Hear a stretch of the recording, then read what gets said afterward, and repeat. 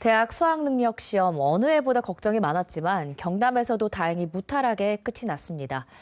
2021년 수능 난이도 평가와 대입 전략, 경남 대입정보센터 김종승 장학사와 함께 이야기 나눠보도록 하겠습니다. 어서 오세요. 예, 반갑습니다. 네, 반갑습니다. 코로나19 방역을 위해서 투명 가림막을 설치했다는 점 안내해 드립니다. 오늘 그 수능 감독관으로 참관을 하셨다면서요? 예. 분위기 어땠습니까? 예, 1993년에 수능이 처음 이제 실시가 됐는데 올해와 같은 경험은 전부 다 처음 하는 그런 상황이었습니다. 학생들 입장에서는 대단히 불편함을 가지고 수능에 임했을 건데 학생들이 생각 외로 방역이라든지 수능 응시 규칙을 잘 준수하여 차분하게 이루어졌고 제가 생각해도 어느 해보다도 좀 엄중한 상황이었지만 가장 안전하게 그리고 서로를 배려하면서 수능이 잘 치루어졌던 그런 한 해였던 것 같습니다. 네. 경남에 확진자 수험생은 없었죠? 예, 없었습니다. 자가격리자들은 그럼 어떤 식으로 시험을 쳤습니까? 예, 자가격리 학생들은 저희들이 일반 시험장 106개, 별도 시험장이 10개, 병원 시험장이 1개 있었는데 별도 시험장에서 시험을 치렀습니다. 그렇군요. 이번 수능을 두고 난이도가 크게 높진 않을 것이다 이런 전망이 있었습니다. 실제 수능 난이도 이번에 어떻게 평가하세요? 예, 전반적으로 저도 학생들 의견도 이렇게 들어봤는데 예년에 비해서 수학 그 가나형 정도를 제외하고는 학생들이 상당히 어려움이 없었다 이런 반응을 보였습니다. 그렇지만 올해 그 코로나 때문에 학생들이 양과 질적인 면에서 학업에 조금 문제가 있지 않았을까 생각을 합니다. 그래서 전체적으로 조금 체감 난이도는 학생별로 차이가 있지 않았나 이렇게 생각하고요. 영역별로 이렇게 살펴보면 어느 영역 같은 경우에는 뭐 크게 어려움이 없었던 것 같습니다. 새로운 유형의 문제도 없었고 그런데 이제 문학 부분에서 조금 지문이 길어서 학생들이 어려웠다는 이야기는 있었고요. 그다음 수학 같은 경우에는 특히 이제 자연계 학생들이 응시하는 가형 같은 경우에 있어서는 올해 한 2-3문제 정도가 상당히 새로운 유형이어서 어려움이 있었고 나형은 크게 문제가 없은 걸로 나옵니다. 그런데 영어 같은 경우도 보면은 저희들 구편 같은 경우는 좀 어려웠지만 실질적으로 수능에 임해 보니까 특히 우리가 한 29번부터 36번 사이의 문제가 조금 어려운데 올해 EBS 수능 완성 직접 연계 문제가 한 6문제 나왔기 때문에 그걸 열심히 공부한 학생은 무난하게 앉아있고 뒤에 조금 어려운 부분도 시간의 문제는 발생하지 않은 것 같고. 그렇군요. 예, 탐구는 좀 저희들 보면 항상 매년 과목 선택에 따라 조금 유불리가 있는데 올해도 그건 좀 피하기는 어려울 것 같습니다. 예. 아마 지금 수험생들 가채점 끝나지 않았을까 하고 있는 학생도 있을 것 같은데요. 가채점 할 때 고려해야 될 점이 있다면 어떤 게 있을까요? 예, 사실 이 가채점은 어떻게 보면 정시보다 수시에 더 중요하다라고 볼 수가 있습니다.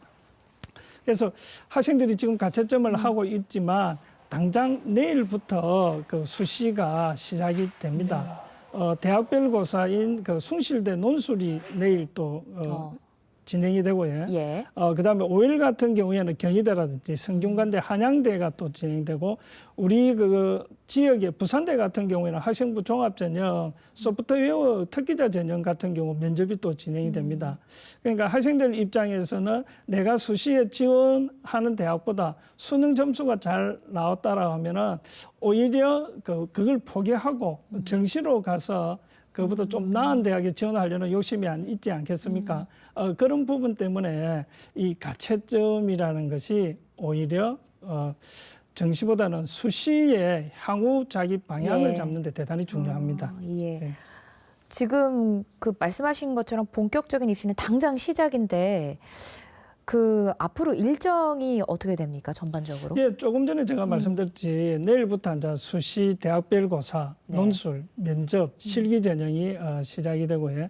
지금 당장 12월 7일은 전문대학 수시 2차 모집 또 마감 상황이고 그렇습니다. 그리고 학생들 같은 경우는 지금 현재 학생부 종합전형 면접이나 이런 부분에 대해서는 담임생과 함께 논의해가지고 준비를 하면 좋을 것 같고요. 그 다음에 23일 날 수능 성적표가 이렇게 또 발표가 됩니다. 예. 수능 성적이 발표가 되고 그 다음에 지금 현재 내년에까지 이 전형이 이어지거든요. 1월 5일 되면 일반 대학 같은 경우에는 수시 모집 전형이 모두 다 끝나게 되고 예. 그러면은 이제 1월 7일부터 정시 원서 접수 기간이 시작이 됩니다. 11일까지. 예. 예. 그러하기 때문에 학생들 같은 경우 수시에 전형하고 또 정시 같은 경우에는 23일에 수능 성적이 발표가 되면 정시 같은 경우에는 또 변수가 많습니다. 각 영역별로 반영 비율이 또 다르기도 하고. 다 다르죠. 예, 네. 예. 그다음에 복잡합니다. 또 대학별로 뭐 또 표준 점수 100분위 이런 부분도 있기 때문에 학생들이 그 수능 성적에 대해서 너무 일희일비할 필요는 없을 것 같아요. 예. 왜냐하면 자기의 성적을 극대화할 수 있는 전형을 찾는 것이 제일 중요하지 않을까 생각을 합니다. 수험생들이 대입 정보가치를 도움을 얻을 수 있는 방법은 어떤 게 있을까요? 예, 우리 경상남도 교육청에 제가 근무하고 있는 경남 대입정보센터가 네. 다양한 진학 정보를 가지고 학생 학부모님들을 위해서 서비스를 제공하고 있습니다. 당장 올해 같은 경우에는 학생부 종합전형 면접을 대비를 하기 위해서 12월 5일 날, 네. 이번 토요일 날 그 창원여고에서 저희들이 면접 캠프를 합니다. 예. 예, 그래서 사전 신청한 학생들을 중심으로 해서 저희들이 한 300명 정도 학생 대상으로 면접 캠프를 하는데 그 전에 근육별로 해서 저희들이 한 4차례도 했고 예. 또 학교에서도 선생님들이 또 합니다. 그래서 면접은 사실 학생들이 긴장이 되지만 많이 하면 좋을 것 같습니다. 그리고 정시 수능 성적표가 발표가 되면 저희 예. 대입정보센터에서 12월 29일부터 내년 5일까지 정시 상담을 저희들이 또 할 예정입니다. 아, 알겠습니다. 많은 정보 또 도움 얻었으면 좋겠습니다. 여기까지 듣겠습니다. 고맙습니다. 예, 감사합니다.